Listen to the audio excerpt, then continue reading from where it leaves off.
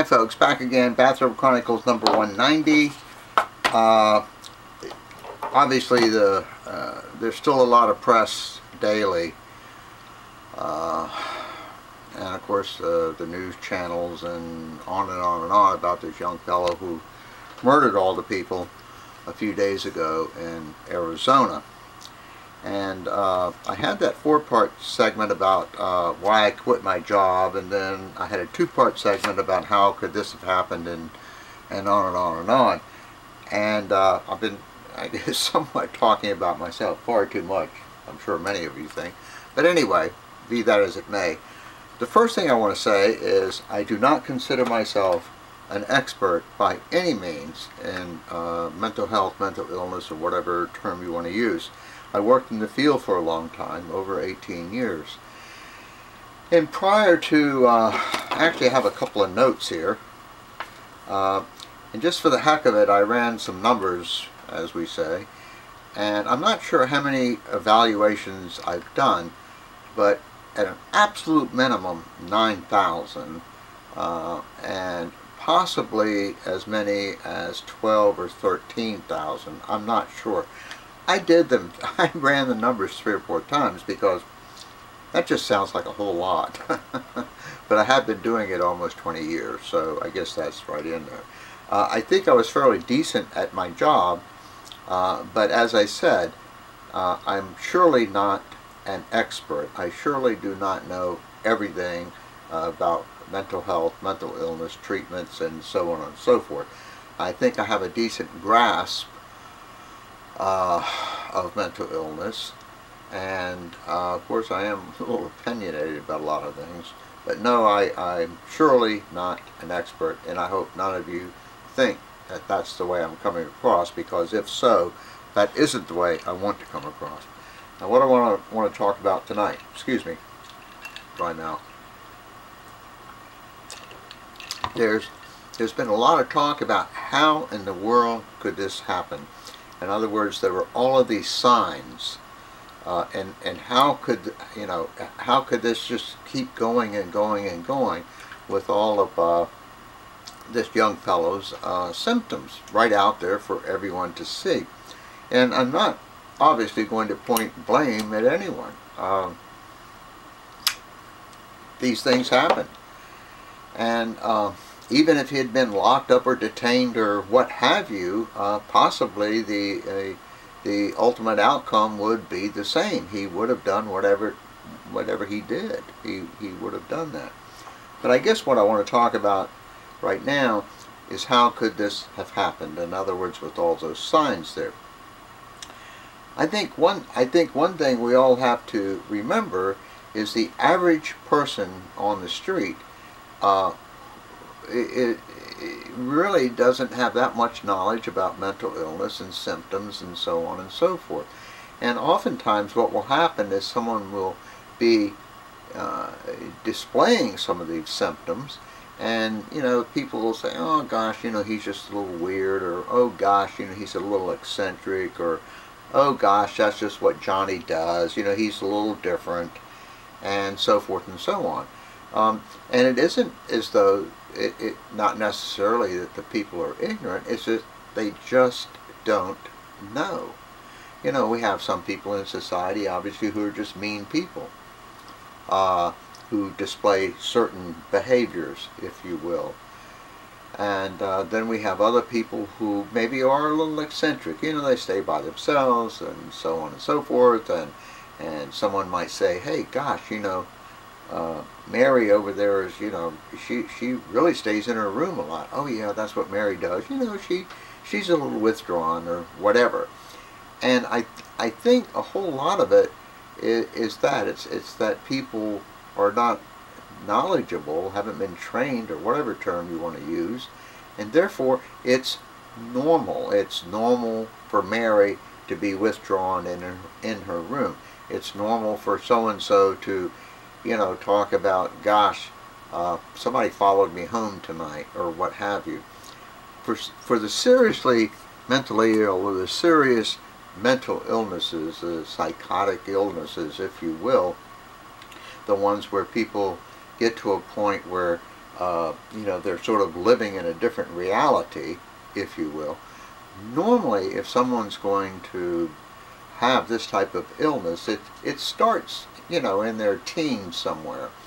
And normally, by not more than the mid-20s or something, it's come to the attention, you know, of the mental health folks in the community, normally. However, it can go longer than that. But as I said, sometimes it's this gradual progression, and we say, oh, Johnny, you know, he's a little different, you know, he stays in his room, or he does this, or sometimes he says a person followed him home, or what have you. And, you know, it isn't as though necessarily the people who he lives with are ignorant, it's just that they don't know. Oftentimes also families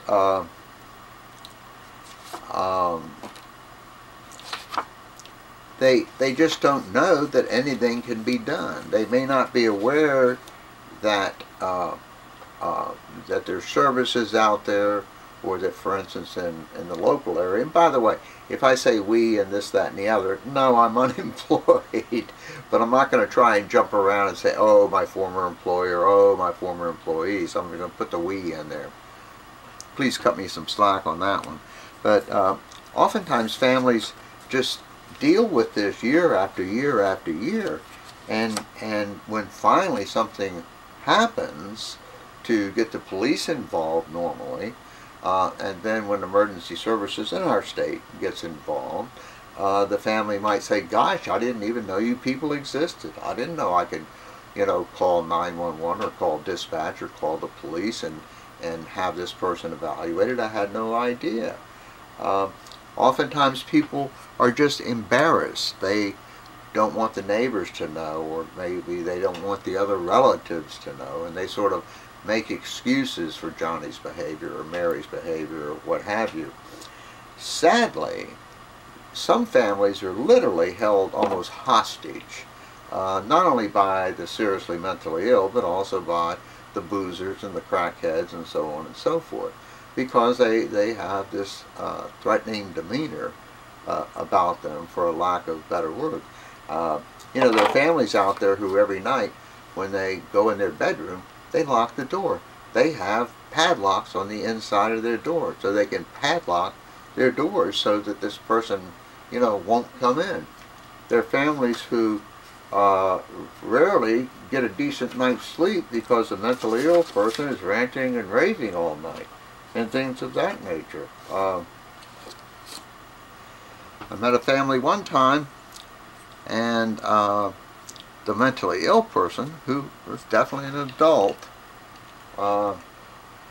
and who wasn't supposed to come to the home because this mentally ill person never took their medication. They would occasionally get detained, put in the hospital, get stabilized, come out, and never take the medicine until they went back from the hospital.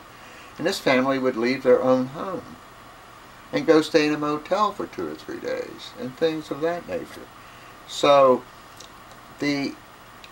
I guess the point I'm trying to make is, even though this young fellow's symptoms were kind of bizarre, and possibly someone who had some training or some experience or some history or whatever in mental illness would say, gee whiz, look at this, you know, we need to do something.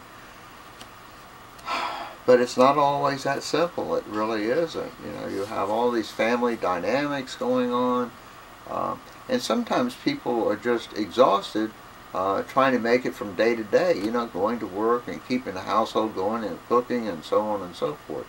So, I don't know if this is making any sense to you, and I don't know if I'm making any sense. The other thing that families also occasionally will say is, you know, once you end up seeing the mentally ill person, regardless of what the circumstances are, is you might say something like, gosh, why didn't you call us sooner? Or gosh, you know, I mean, normally the police are out there because of the behavior, and oftentimes they'll say, I didn't want to do that to them, you know, as if calling us, they're doing something to this person. Now this person may have been terrorizing them for 10 years, but they have this feeling, I don't want to do that to him or her. It's really tragic, and that's the way it can end up with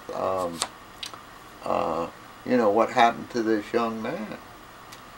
Now, could the mental health system, if you will, have done something to make sure that this fellow didn't go out there and shoot all those people? You know, I mean, have an opinion. I doubt it. You know, I doubt it. As I had talked the other day about fixed delusions, sadly, some mentally ill people, they have these delusions, bizarre or otherwise, that are never going to go away, no matter what happens, no matter how much medicine you put in them. They just are not going to go away. These folks are tormented, you know, all of their lives. And I'm not saying that we should feel sorry for this young man or anything else. I'm just saying, you know, it's a dreadful way to live, you know. Oftentimes, mental health workers are called, you know, to evaluate someone, and the actions, if you will, of what happened are criminal. And sometimes the police, of course, just take the folks to jail, and that's that. Oftentimes, they would call the mental health workers, and they'll say, here's what the actions were. And you try to explain to families, well, and sometimes police officers and other folks, that there's an action, and this is if this is a mentally ill person, need to try to determine whether this action was because of the mental illness or because of behavior, you know. And what do I mean by that? Well, if this mentally ill person is grossly psychotic and is hearing voices saying, you know, I must go break the windows out of every black car that I see or something, hey, you know, you might want to look at it as if, hey, the mental illness was the factor here, the contributing factor to this happening. On the other hand, if this person was just mad or had a vendetta, if you will, against the person who owned the car, hey, that's behavior. You know, did they know what they were doing? Yes. Did they know that it's against the law? Yes. Did they know that they could go to jail? Yes. Well, there you go. Then that person needs to be dealt with strictly by the criminal justice system. But things aren't always that cut and dry. And I'm not sure if I'm making much sense tonight, but I just sort of felt the need, you know, a lot of the folks on the sidelines out there are saying, you know, how in the hell could this ever happen? You know, how, I'm sure they're talking about, you know, how could this family see this kid doing what he's doing and acting so strangely and not do something about it? As I said, I don't know. I surely do not. But it might be because they didn't know they could do something about it. It might be because there was this gradual progression of more and more out of control behavior, if you will, more and more removed from reality, if you will, or whatever. And as I said, if it's gradual enough, it's kind of hard to pick up on, especially for the layperson, so to speak, you know, who has no experience in that. Well, anyway, that's what I wanted to say, and I don't know if this is helpful or not in trying to, you know, figure out what happened to this poor fellow and what happened, you know, obviously this horrible thing that he did. But I guess I just wanted to address the question of how could he be acting as bizarrely as he was and nothing done. Frankly, I think that, and I'm not trying to point blame by any stretch of the imagination, excuse me, but you know, he was acting pretty weirdly in these college classes. I mean, real weirdly in these college classes. And I think, if nothing more, that if any good can come out of this, and I've always said that regardless of how horrible an event is, you can always say that the good that came out of the extremely horrible event is you now are aware of it, and you will try to make sure it never happens again. And I think that if this could be like a wake-up call for all those families out there who have loved ones, children, cousins, whomever, who are going through this same thing that this young fellow was, maybe they will do something about it. Maybe they will call someone. Maybe they'll try and get some help for this person or whatever. Anyway, as I said, I'm not sure if I made a whole lot of sense tonight, or if this is helpful in any stretch of the imagination. But I just sort of felt the urge to, talk about how can these things happen and nothing be done. Anyway, I wish you all well. Take care, as Pat Condell would say. Peace, ladies and gentlemen. Peace.